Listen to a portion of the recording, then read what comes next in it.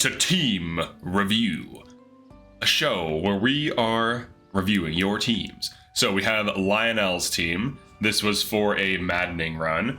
So let's check this thing out. I think he had just DLC classes, but I don't think he used DLC overall, like no DLC emblems. I think he just unlocked like Enchanter. But let's check this out. So we have an Allure Roy with pretty good stats. You pop Roy, you get enough speed to double most things. You have a Killing Edge with a Marth engraving, which also gives a little bit of crits from the engraving. You do get some dex from popping Roy as well, which gives you like probably 1% more crits. Armor Slayer, pretty decent. Sword Power, Speed Taker, so you can get to those super fast speeds. The nice thing about Roy is he's a very tanky emblem, so he allows you to kind of eat hits because of the defense and res increase, as well as the defense or the res increase and the HP increase before engaging. And then of course Holdout allows you to tank, typically 2 to 3 enemies, assuming that you tank 2 and then you're at like 5 health or something. With Holdout plus, you would get put to 1, so it's pretty nice. But pretty decent build. It makes use of Allure's defensive stats.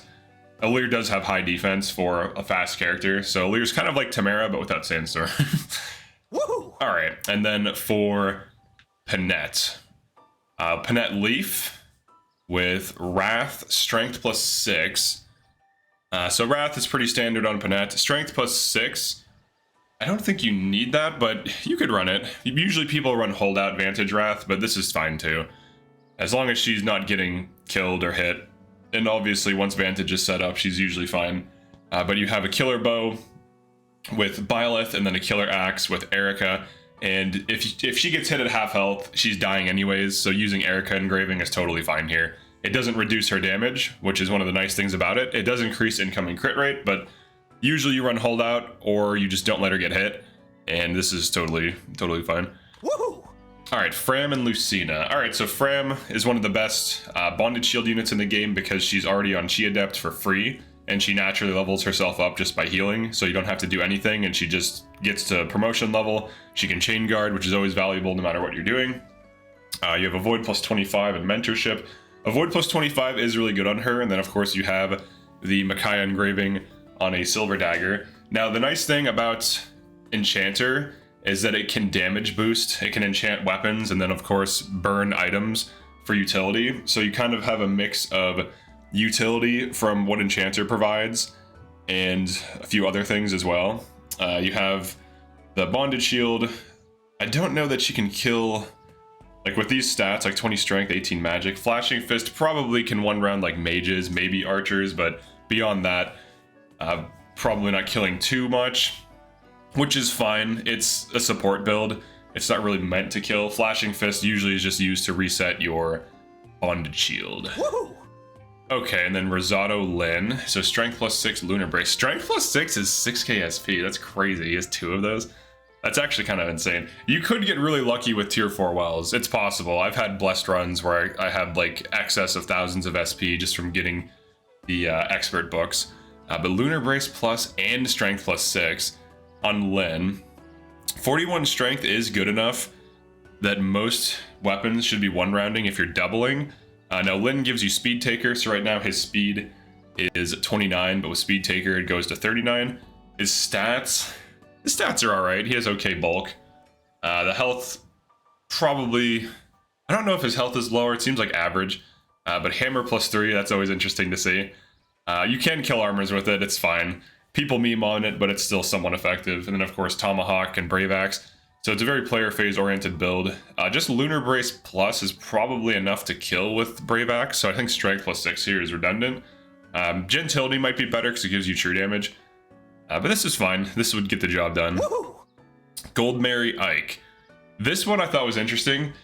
So this is typically what I used to do with Tamara, was throw her on Ike. I do think she's better off on Erica or Roy because she can turn either one of those emblems and be like super tanky. And Gold Mary can too, because she basically has slightly higher stats than Tamara defensively, and I think slightly higher strength by like 1 or 2. But she doesn't have Sandstorm, which is like having a built-in crit mechanic that scales off of defense, which is very valuable for these defensive emblems. But Gentility plus, Speed plus 5, and then of course with Resolve plus and half damage, and Gold Mary's Decent speed base, she's not getting doubled. Her high defense allows her to actually tank. Now the only issue that I have with this build is this would kill less consistently than Tamara's build. And the main value of hero is Brave Assist and not getting doubled in this case. So you're kind of like a Picket, but Brave Assist typically won't be functioning because you're going to be at lower health because you're tanking. Ike is like a main tank thing. So she can kind of go for Great Aethers. They're not going to be the most damaging. Like I said, she just has like slightly higher strength than Tamara. So when Tamara Great Aethers, she typically needs to crit or Sandstorm to kill. But I don't think you can crit with Great Aether. So really you can only just proc like skills like Sandstorm. But beyond that, or can you crit, if you can crit, drop a comment, but I'm fairly certain you can't crit with like Override and things like this. But what I would have done is I would have crit engraved one of her weapons so that when she enemy phases, as she builds up Wrath, she hits like 50 to 60 crit, so that if she's doubling, she has chance to crit to kill. Because otherwise, with 30 strength, even on like Fencelar +5, like you're not one-rounding most things, maybe just like weaker enemies that have low defense. So you do need something to punch through, but she's a tanky unit, so you can use her as such. She also has like similar build to Tamara as you level her up, so like neither can really Ragnail very well. Tamara's slightly faster though, which is a huge advantage. Typically she can double like, I don't know, 10 to 20% more enemies per map versus Goldberry, so there's pros and cons, but I would argue Sandstorm pushes Tamara over Goldberry performance-wise. Even if you have like a 30% chance per hit, that's roughly a 50% chance. Like half of your combats you're getting kills, whereas Goldberry just doesn't have that. And Tamara can also roll for crits, so. But Goldberry is a serviceable tank. Ivy Sage. I actually do like Ivy Sage. I actually like Ivy Mage Knight as well. I know some people are like super against putting her on Sage or Mage Knight, but her on Mage Knight actually fixes her speed so that she can double easily, more easily than normal, and it also just helps her out overall in terms of like combat performance. Now, if you want to use her aggressively and use the flying, that's fine, but it just makes her a little bit faster from the passive and from her base speed. But you have Draconic Hex, Canter. So she's a Thoron unit, which is totally fine. She does have decent bases. She joins at a pretty high level, so you don't have to level her up really. She's basically, like if you were to not run Ivy in a run and you had to choose between Sage Ivy or Sage Citrine, Sage Ivy is just tankier. She has slightly less magic at the same level, but she's already leveled up, so you don't have to level her up. And she also has a decent passive that helps her, because both of them have kind of bad decks. As you can see here, she's 25 decks at endgame, so they both kind of had bad. They both have bad decks, so one's just a little bit tankier and has better supports, I would say. Though Citrine's passive isn't bad, I'd say in the overall metagame you're not really running it, but it's a support Ivy. It's pretty decent. All right, Saline and Corrin. Okay, this is now we're entering spicy territory. We have Sword Power 5 Speed Taker, so she's a doubler. So 29 speed with Speed Taker. Now, speed taking in endgame is not as bad. In middle game, it can be if you have like 3 to 5 of these things, like Speed Takers.